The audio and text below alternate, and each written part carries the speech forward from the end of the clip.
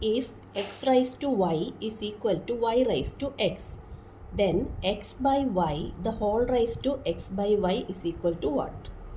നമുക്ക് ഓപ്ഷൻ തന്നിട്ടുണ്ട് x raise to y by x, x raise to x by y minus one, one, x raise to x by y. നമുക്കിതിൻ്റെ answer ഒന്ന് നോക്കാം. Okay,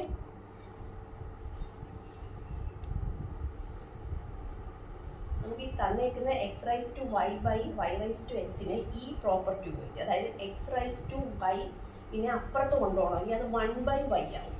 നമ്മുടെ right hand സൈഡിലുള്ള എല്ലാത്തിനും കൂടി അത് നമുക്ക് അപ്ലൈ ചെയ്യാൻ പറ്റും. അതായത് ഇവിടെ കണ്ടോ x raise to y is equal to p plus q the whole square എന്നുള്ളത് നമുക്ക് x is equal to p plus q the whole raise to 2 by ഈ വൈ എഴുതാൻ പറ്റും. അതുപോലെ നമുക്ക് ഈ property x raise to y is equal to y raise to എക്സിനെ നമുക്ക് x is equal to y raise to x by y ഇങ്ങനെ എഴുതാമല്ലോ. ഇനി നമുക്ക് ഇതിനെ സ്പ്ലിറ്റ് ചെയ്ത് എഴുതാം. X raise to y the whole raise to x by y എന്നുള്ളതിനെ x raise to x by y divided by y raise to x by y എന്ന് നമുക്ക് സ്പ്ലിറ്റ് ചെയ്ത് എഴുതാമല്ലോ.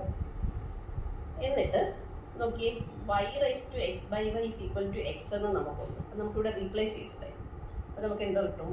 X raise to x by y divided by ഈ term full replace ചെയ്ത് ഈ x ആവും. Okay, ഇനി വേറൊരു പ്രോപ്പർട്ടി നോക്കി, one by x raise to പിനെ നമുക്ക് മുകളിലേക്ക് എഴുതാം. നമുക്ക് x raise to minus p എന്ന് എഴുതിയാൽ മതി.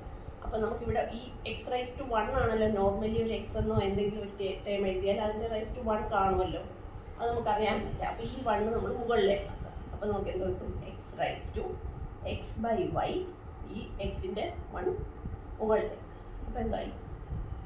X by minus one, x raise to x by y minus one. ഓപ്ഷനിലുണ്ടോ നോക്കിയേ? യെസ് ഉണ്ടോ? ഇതാണ് നമ്മുടെ ആൻസർ.